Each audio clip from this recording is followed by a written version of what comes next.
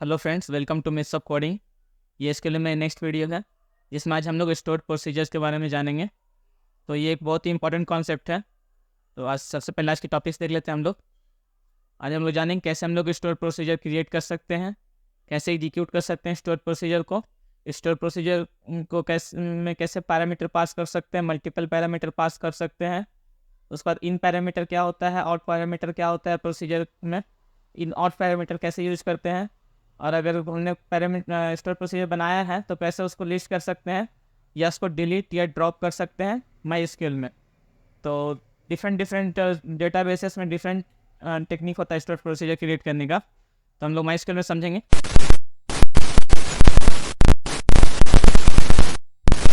तो सबसे पहले चलते हैं अपने डीबीव्यूअर में। मैं डीबीव्यूअर ओपन कर लूँगा। तो हमारा डीबीव्यूअर ओपन हो चुका है। सबसे पहले समझते हैं कि स्टोर प्रोसीजर होता क्या है। तो स्टोर प्रोसीजर एसक्यूएल का एक ऐसा प्रॉपर्टी है जिसकी मदद से हम एसक्यूएल कोड को सेव कर सकते हैं, एसक्यूएल क्वेरी को सेव कर सकते हैं। और जब हम स्टोर प्रोसीजर क्रिएट करते हैं तो एक एसक्यूएल क्वेरी को हम लोग बार बार अगर हमें रन करना है तो ये तो हम स्टोर प्रोसीजर की मदद से उस एसक्यूएल क्वेरी को सेव कर सकते हैं और बार बार बस स्टोर प्रोसीजर को रन करके हम लोग अपने क्वेरी को रन कर सकते हैं। तो समझते हैं कैसे हम बना सकते हैं store procedure. Different different database में स्टोर प्रोसीजर बनाने का क्यूरी अलग अलग है। माई स्क्यूएल में हम लोग सिंपली क्रिएट प्रोसीजर और उसके बाद अपना प्रोसीजर का नाम देंगे गेट एम्प्लॉय। जो भी हमें प्रोसीजर का नाम रखना है ये कुछ भी आप रख सकते हैं। उसके बाद हम यहाँ पे देंगे पैरेंथेसिस और यहाँ पे लिखेंगे बिगिन। और उसके बाद हमें देना पड़ता है जो क्यूरी हमें सेव करनी है, जो हम चाहते हैं कि हम जितना भी डेटा है एम्प्लॉय टेबल में हम उसको रिट्रीव कर पाएँ तो इस प्रोसीजर को रन करके। तो हम लिखेंगे सिलेक्ट स्टार फ्रॉम एम्प्लॉय और बिगिन के बाद आपको इंड देना होता है। तो जैसे ही मैंने बिगिन लिखा वो इंड अपने आप यहाँ पे आ गया। तो हम सिंपली इसको रन करेंगे तो हमारा प्रोसीजर क्या हो चुका है, क्रिएट हो चुका है। तो अगर मैं प्रोसीजर में अगर जाऊँ और रिफ्रेश करूँ इसको, आप देख सकते हैं कि मेरा एक प्रोसीजर यहाँ पे क्रिएट हो चुका है। और हमें प्रोसीजर को कॉल करने के लिए सिंपली लिखना होता है कॉल। और जो भी प्रोसीजर हमने बनाया है गेट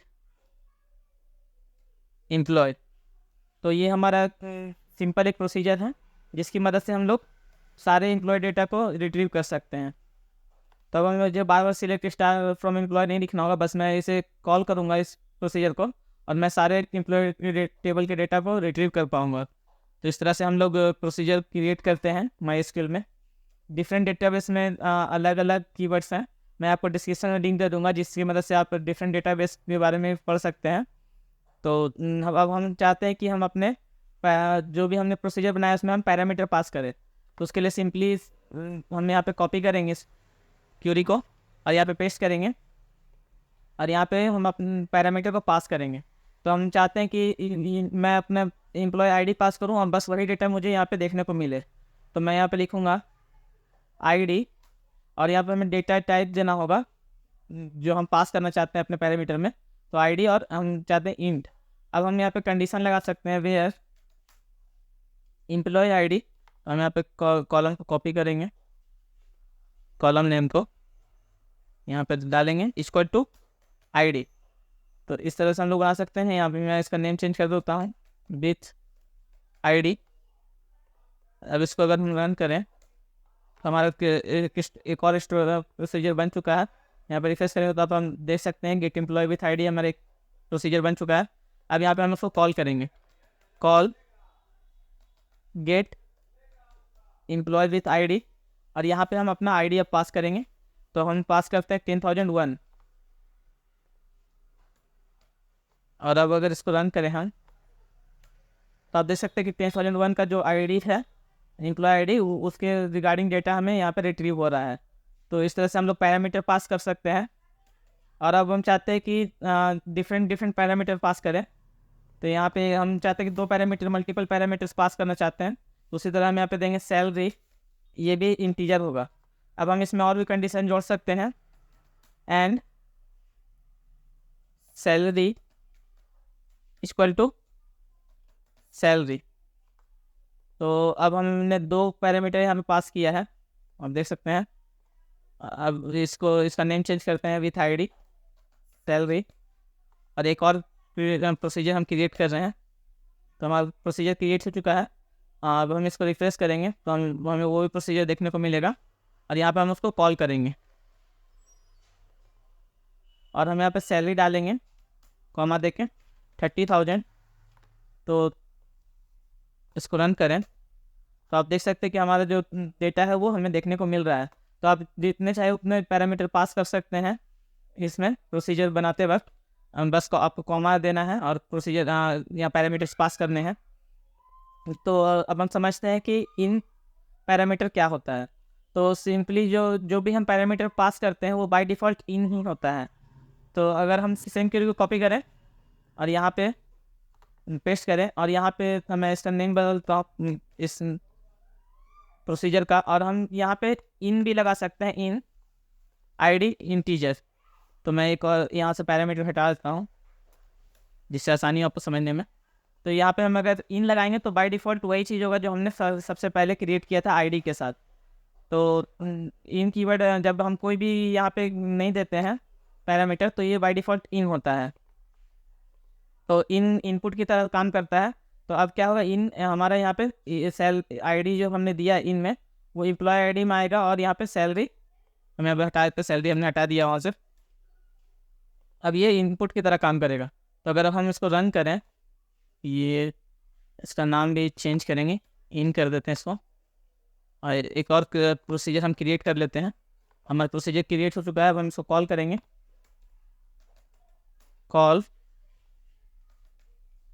यहाँ से कॉपी करते हैं, नेम पेस्ट करते हैं यहाँ पे, और अब हम पैरामीटर पास कर रहे हैं 10,001। तो जैसे हमने आईडी का क्रिएट किया था बस वैसे ही हम यहाँ पे इन लगा के भी क्रिएट कर सकते हैं। अब इसको रन करें तो आप देख सकते हैं कि सेम जैसे हमने आईडी को रन किया था वैसे ही यहाँ पे डेटा आ रहा है। तो बाय डिफ़ॉल्ट अगर हम कुछ नहीं देते हैं पैरामीटर में तो वो इन पैरामीटर होता है माइस्क्यूएल में। और इसके बाद हम लोग आउट के बारे में पढ़ेंगे।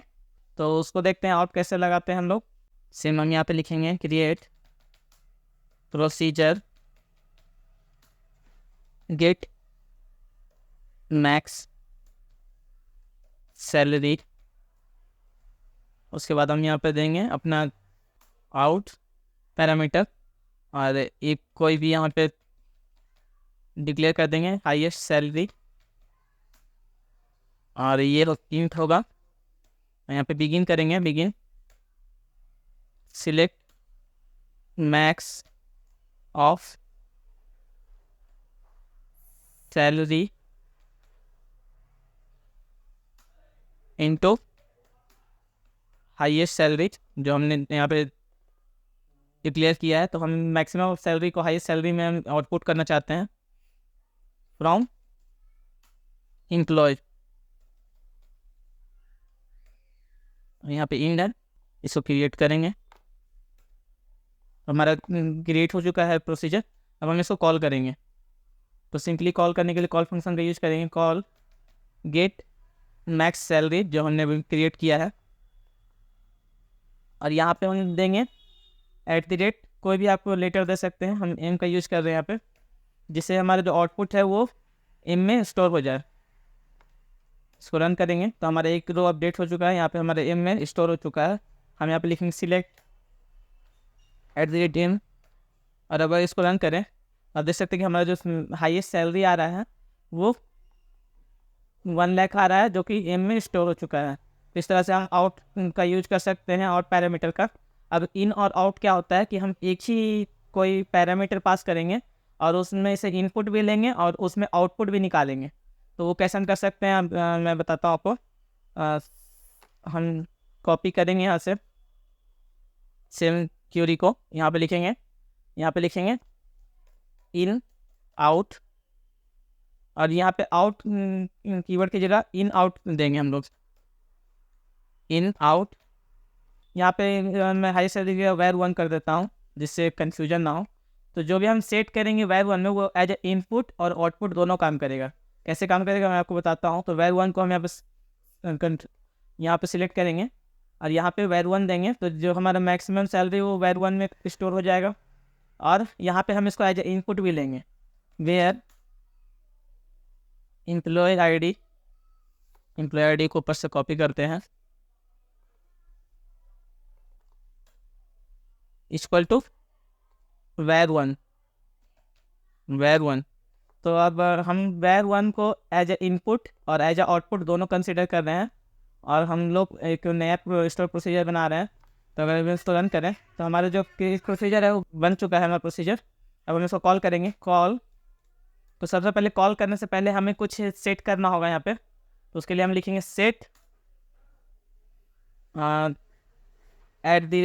@m इक्वल टू, हम अपना इनपुट सेट करेंगे सबसे पहले 1001 10,001। अब इसको रन करें तो हमारा सेट हो चुका है।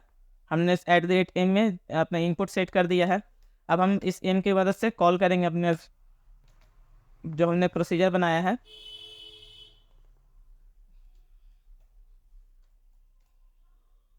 तो इसको अगर हम रन करें तो हमारा 1 रो क्या हो चुका है, अपडेटेड हो चुका है।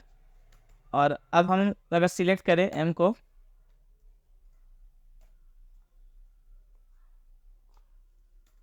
तो आप देख सकते हैं कि हमारा जो हाईएस्ट सैलरी है वो 30,000 है।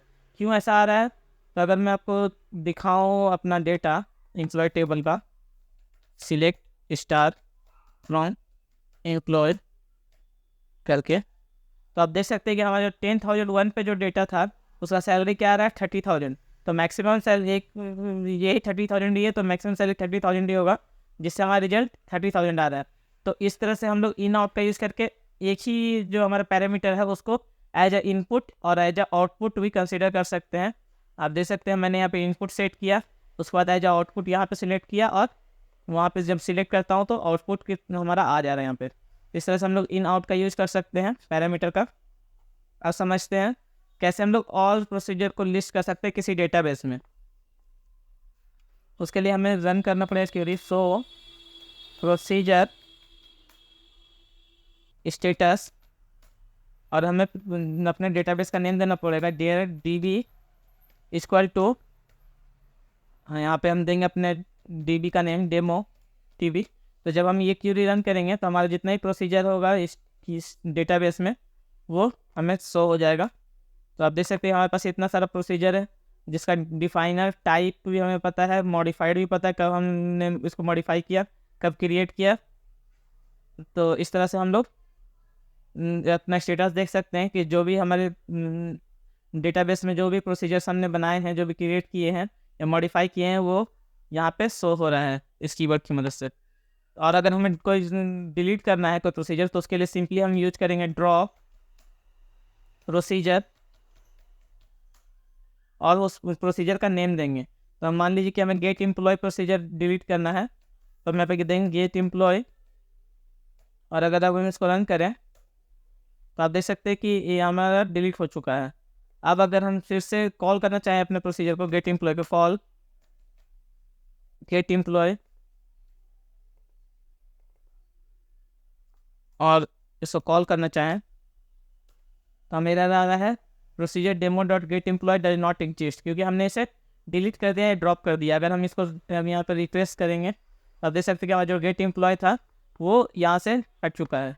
तो इस तरह से हम प्रोसीजर को क्रिएट कर सकते हैं, उसमें डिफरेंट तरह के पैरामीटर्स पास कर सकते हैं, in parameter, out parameter, in out parameter.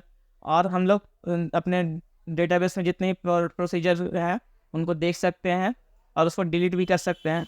तो आई होप आज का वीडियो आपको समझ में आया होगा और पसंद भी आया होगा। तो आज के लिए बस इतना ही, थैंक यू।